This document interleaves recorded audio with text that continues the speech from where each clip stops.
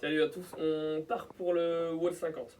On va avoir besoin pour le warm-up simplement d'un manche à balai, d'un manche à balai ou d'un élastique sur un truc au sol, du moins, pour pouvoir sauter par-dessus. Donc on part sur 3 rounds au départ où vous aurez 10 push-ups à faire à partir du mur. Donc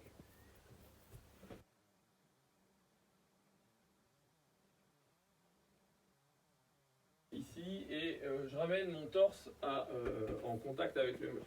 D'accord. Donc je termine mon extension à chaque fois au niveau des deux bras. Quand j'aurai terminé ça, je vais faire 10 quarts de squat, ce qui n'arrive jamais au crossfit, généralement, où je vais me mettre sur la pointe des pieds à chaque fois. Donc je vais rester ici, pointe des pieds, et je veux surtout pas que les talons retouchent le sol. Donc je commence ici, hop, je vais faire squat jump du coup, en quart de squat, et je repars. Ici, et il n'y a pas une fois où je vais ramener mes talons dans le sol. Ok. Donc je fais 10 fois ça. Quand j'aurai terminé mes 10 quarts de squat jump, je vais faire 20 sauts par-dessus l'objet que j'ai utilisé au sol. Donc ici, je saute pieds joints et je fais 20. Donc pas 20 allers-retours, 20 fois que je saute. C'est parti. Bon, ça. Pour le skill, on part sur un EMOM en alternate de 12 minutes. Donc 3 mouvements à faire, donc 1 minute un mouvement, 1 minute un autre, 1 minute un autre, et après le quatrième ce sera de la récup. Donc il y a 3 tours au total. Donc on part sur 30 pliométriques post jump. Donc je rappelle, donc c'est pareil, c'est exactement ce qu'on vient de faire au warm-up. Je vais mettre pointe des pieds ici et je vais sauter sur un objet. Donc je prends un objet qui n'est pas très haut. Une marche, ça suffira. Donc moi je prends le step de Hamou, un step magique si vous ne le connaissez pas, on le met en vente. Ici, donc je mets mes pointes de pied, je prends un élan, je saute, hop, j'atterris si je peux, jambes tendues et pointe de pied, et je redescends. Je dois en faire 30 dans la minute, ok. Ce qui veut dire qu'il faut que je trouve rapidement mon rythme. Quand j'ai terminé, je vais partir sur 30 jump clap ou double clap. Donc je saute, je tape, bras tendus, mes cuisses. Donc, alors pas besoin de me frapper fort, ok, il faut juste mettre de la vitesse. Ok, Cindy. Ok, Cindy. Donc là, je saute. Si j'ai déjà les DU, et ben, je le fais en double. Donc, ok. Dès que je touche le sol, donc je rappelle, j'évite de ramener mes talons dans le sol. Là, c'est je prends un élan et je reste pointe de pied en permanence. Et si jamais j'ai pas encore les double under, je fais la même chose en tapant une seule fois. Ici. Essayez de taper quand vous êtes en position haute, parce que si vous tapez en position basse, vous enregistrerez ce mouvement-là avec votre corde à sauter, ce qui veut dire que vous essayerez de la lancer au moment où vos pieds sont dans le sol. Pas très intéressant. Et on termine le dernier pour ceux qui ont une corde à sauter. Donc là, je vais vous demander de choisir directement votre catégorie de difficulté et vous la garderez jusqu'au bout, jusqu'au maître. On a un enfant qui pleure. Mais je peux sauter si on prône l'amour. Donc la difficulté pour les RX, on part sur 30 double under dans la minute.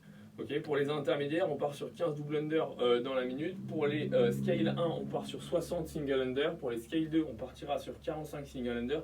Et pour les scale 3, on part sur 30 single under. Si vous n'avez pas de corde à sauter, vous aurez à faire des jump clap ou des jump double clap, pardon, je suis en train de chercher. Et vous le ferez 30 fois, minimum. Okay. Et si jamais j'avais l'intention de prendre scale 1 par exemple, je ferai 60 jump clap dans la minute.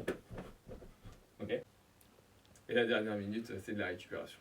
Mais mon caméraman ne voulait pas. Quand on part pour un 4 rounds, alors là, il n'y a pas de notion de temps. C'est 4 rounds pour un maximum de répétitions sur un seul mouvement. Mais il y aura plein de mouvements à faire. Donc, c'est assez simple. Donc, si j'ai pris RX tout à l'heure, je maintiens RX. Si j'ai pris RX sur le skill, je maintiens la difficulté que j'ai choisie dans le skill. Je la maintiens aussi dans ce méthode-là. Ce qui veut dire que si je suis RX, j'ai 150 DU à faire. 4 fois du coup, sur 4 tours. J'ai 150 DU à faire. Si j'ai pris intermédiaire, j'en aurai 75. Si j'ai pris scale 1, j'aurai 300 single under. Si j'ai pris scale 2, j'en ai 225. Et si j'ai pris scale 3, j'en aurai 150. Okay. Si j'ai pas ma corde à sauter, je fais des jump clap ou des jump double clap et je prends scale 1, RX, ce que je veux. À chaque fois que vous breakerez, à chaque fois que vous loupez une répétition, il y aura 2 burpees de pénalité. c'est quand même d'essayer de partir sur du unbroken, de faire tout sans s'arrêter, parce que sinon vous allez vous retrouver avec un nombre astronomique de burpees à effectuer. Bon, en soi, c'est pas si mal. Mais c'est pas, c'est pas le but recherché dans cet exercice. Et le dernier mouvement, ce sera maximum de push-up à effectuer en unbroken. Ce qui veut dire que je sors de ma corde à sauter, unbroken ou pas, peu importe.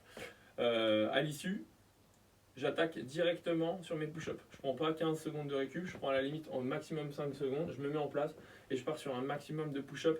Donc les standards n'ont pas changé, je pars bras tendu, je ramène ma poitrine au sol et mes cuisses ne touchent pas le sol quand je prends le RX. Si jamais j'ai des soucis sur mes push-ups, j'arrive pas à le faire en position de gainage, et bien je le ferai sur les genoux comme d'habitude ou à partir d'un objet comme d'habitude. Donc, moi incliné sur l'objet, le haut de mon corps incliné sur l'objet. Quand j'ai terminé ça, je note le nombre de push-ups que j'ai effectué et je prends 1 minute de récupération. Et je repars pour 3 autres tours exactement pareil. Très sympa. Donc, ça fait plaisir de vous inventer des petits mots comme ça.